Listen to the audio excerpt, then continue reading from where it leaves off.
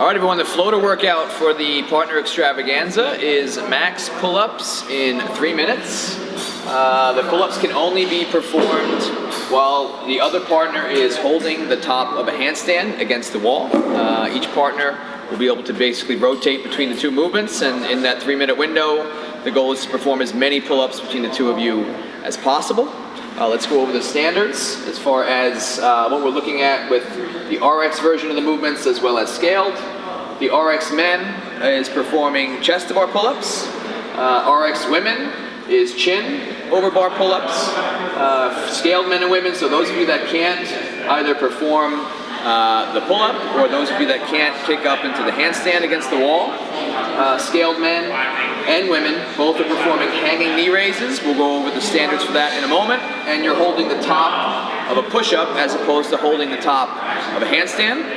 Just one caveat with this handstand hold for the RX version of the workout is that your partner can spot you to get up against the wall. All right, we'll cover the standards like I said in a second, but you can spot one another to get into that handstand position if necessary.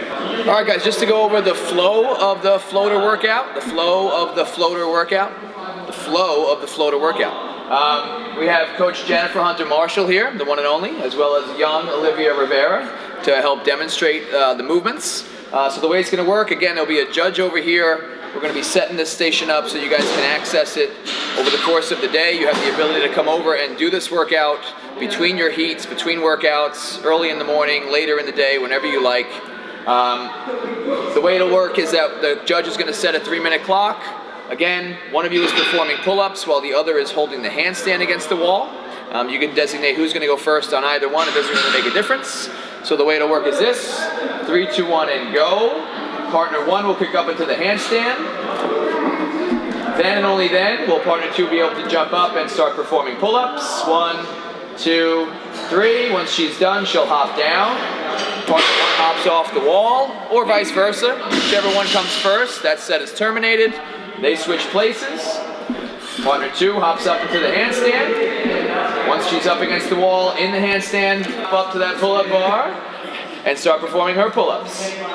And down. Good. Obviously, it will require a bit of communication between athletes. Once you come off the pull-up bar, it doesn't make a whole lot of sense for that person to stay up against the wall, so let them know.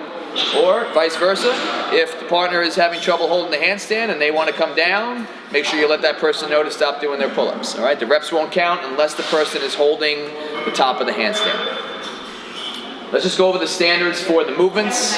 For boys, the standard again is going to be chest to bar pull-ups. So Jen, if you just want to demonstrate that, that means that your chest makes contact with the pull-up bar. So the judge will be looking for actual contact between the chest, somewhere below the collarbone with that pull-up bar.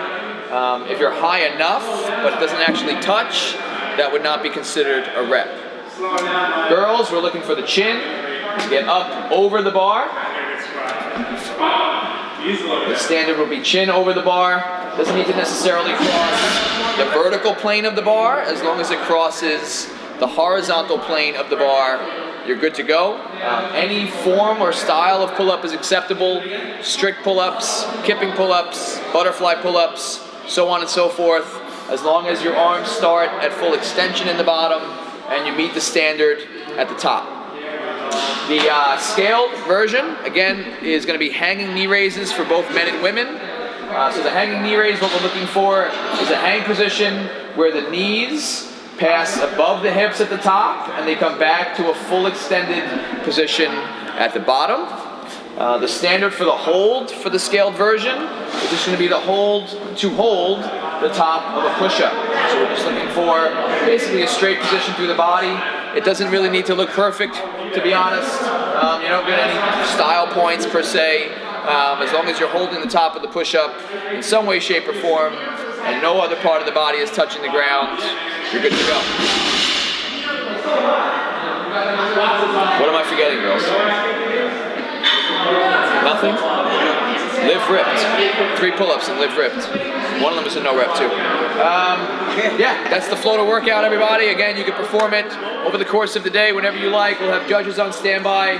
There's a handful of bars. There's a spiel bar, which is like a raw bare steel bar. There's a higher pull-up bar, a couple lower pull-up bars. We'll have plenty of options for that. So we'll meet everyone's needs. All right, gang, flow to workout. Right on.